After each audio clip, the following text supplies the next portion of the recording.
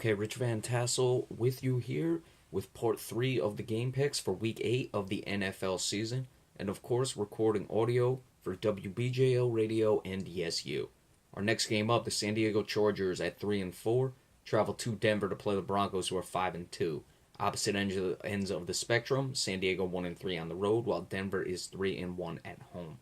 Injuries for the visiting Chargers: Travis Benjamin, wide receiver; Hunter Henry, tight end, are questionable. Jahil Adai, safety, is doubtful. Jerry Atuchu and Greg Mager, cornerback, a linebacker. Atuchu and Mager, the cornerback, are out. For the Broncos, C.J. Anderson, the running back, is on injury reserve. DeMarcus Ware, the pass rushing linebacker, questionable. Aqib Talib, cornerback. Brandon Marshall, linebacker, are also questionable. I'd like to see if DeMarcus Ware is going to be able to go. Certainly not what he once was as a down-to-down pass rusher, but in specialty situations, he can certainly come in and make things happen. Phillip Rivers, quietly, while this team, the Chargers, quietly at 3 and 4, I did not expect much from them, but Rivers, over 2,000 yards, 13 touchdowns, 4 interceptions. Certainly give Phillip Rivers a lot of credit for the way he's played this season and keeping the Chargers competitive for the most part. Melvin Gordon continues to struggle to run the ball. You look at both guys from last year, him and Todd Gurley, they really have had their issues this season running the ball. Williams for the San Diego Chargers, the top receiver, over 500 yards, so he's getting a bulk of the yards that Phillip Rivers has been throwing for this season.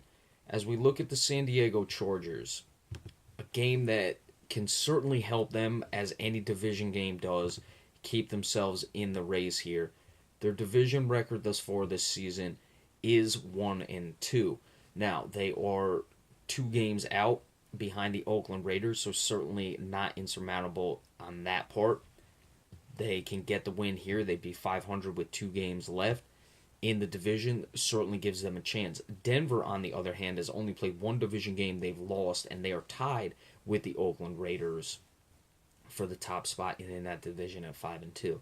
So a big game both ways for different reasons in the sense of what it can mean and where the teams are going. Of course, it's a division game. San Diego will need this with only 2 games left. Denver will have a chance to make up for it, but being 0-2 in the division would really put them behind the 8 ball considering the Raiders' record. When you really look at it, Kansas City at 4-2 with the 2-0 division record has to be sitting pretty in that regard.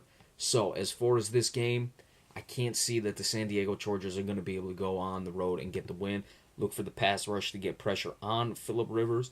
Look for him to be throwing the ball a lot because the running game continues to struggle. If Aqib Talib can't go, that will certainly give San Diego a better shot. I expect he will be able to go, and San Diego will not be able to run the ball, and they'll have their issues throwing the ball. Rivers may put up yards, but he put up some incompletions and maybe a turnover or 2.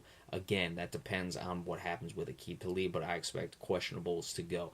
I like the score 30-16 in favor of the Denver Broncos. That's a lot of points for Broncos offense that has struggled, and a little less points for a San Diego offense that has been good. I see that game going this way, though. Next up, Green Bay Packers 4-2, traveling to Atlanta to play the Falcons, who are 4-3. The Falcons have lost 2 straight. Injuries for the visiting Packers: Ty Montgomery, wide receiver; Randall Cobb, wide receiver; Clay Matthews, linebacker; TJ Lang, guard, are questionable. Quentin Rollins, cornerback, is out. For the Atlanta Falcons, Tevin Coleman, the running back, is out. Dwight Freeney, the pass rusher, defensive end, is questionable. Of course, Freeney really is only in a specialty situation these days, but certainly having him on the field, especially against a quarterback like Aaron Rodgers in third down situations, is important, so we'll have to see if he'll be able to go. Tevin Coleman will mean a lot, is on Devontae Freeman, but he can certainly carry the load. Ty Montgomery and Randall Cobb, the wide receivers for Green Bay, listed as questionable. We'll see how that goes. Again, I expect questionables to go. If not, then Aaron Rodgers is going to be behind the 8 ball just a little bit. Certainly he can make things happen regardless of the wide receivers, but you're taking basically your 2 best off of the field. I mean, of course, apart from from Jordy Nelson, that is. So Jordan Nelson is a very good receiver, but Randall Cobb can do things. He, of course, played a bulk of the number 1 receiving spot without Nelson last year, and Ty Montgomery can do things as well, so we'll have to see that. Quentin Rollins being out is certainly a factor in this game when you're playing Julio Jones. Julio Jones may go over 2,000 yards receiving this year, so keep an eye on that.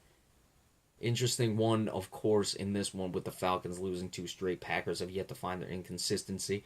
It is home for Atlanta. We'll have to see what happens. I'm going to pick Atlanta to win. If they lose this game, they really open the door for a team, especially like Carolina, New Orleans, certainly even Tampa Bay. No one running away with that South when it looked like Atlanta was going to be able to. And a win here would certainly put them back on course. And the Packers have not been doing anything that would suggest that they can just blow whoever they want off the field as they would in the past. I'm picking Atlanta. High scoring, of course, 34-31. The Falcons get the victory. And then the Sunday night game, NFC East battle. The Philadelphia Eagles, 4-2, traveling to Dallas to play the Cowboys, who are 5-1. Eagles 1-2 on the road. Cowboys 2-1 at home. Cowboys are off of their bye week. Injuries for the visiting Eagles: Benny Logan, defensive tackle, and Camus Grugier-Hill, linebacker, are out.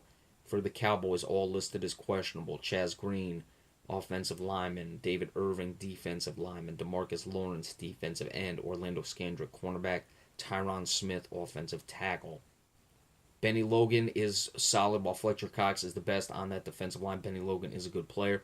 If Tyron Smith can't go, or Chaz Green can't be able to go, or both, that opens the door for a Philadelphia Eagles pass rush that has given the Cowboys fits in the past. That's something to keep an eye on. Looks like Morris Claiborne is back from the concussion. He will be able to go. That's important. Orlando Scandrick has not played much this year. Of course, didn't play all last year. He's really got to start playing just to get back in the groove of things. They're not going to be too much trouble, that is, without Orlando Scandrick because of the play of Anthony Brown, of course, and as well as Morris Claiborne stepping it up. But certainly you'd like to have him on the field to get things going. And, of course, one of those guys go down. A lot has to do with whether Tyron Smith can go, or Chaz Green, of course, who plays the backup tackle. We'll have to keep an eye on this. I'm expecting both will be available for this game. While the Cowboys have had troubles with the Eagles' defensive line in the past, let's see if they can establish Ezekiel Elliott. Des Bryant will be back, a new target for Dak Prescott to go to and get him involved. And I like the Cowboys' defense as being the difference in this game. Yes, I said it, the Cowboys' defense, which came in to the season with a bunch of question marks, yet they have really stepped up their play thus far, and look for Morris Claiborne to have a good game. Cowboys 24-20 over the Philadelphia Eagles in the Sunday night game. All right, so tomorrow we will give you the recap of the games as they come. Probably do the Sunday night game as well, because I'll be watching the Cowboys, of course, on Sunday night. And, of course, for the basketball fans, remember I will be doing the weekly NBA report tomorrow. First, I don't want to say first thing when I wake up, but certainly early on in the day. So be sure to stay tuned for that as well. Remember, we always appreciate the subscriptions, comments, anything. So someone left a comment the other day. I forgot to get on there and thank them, but I will do that as well. Just keep those coming, and we'll see you later. Enjoy tomorrow's games. Thank you.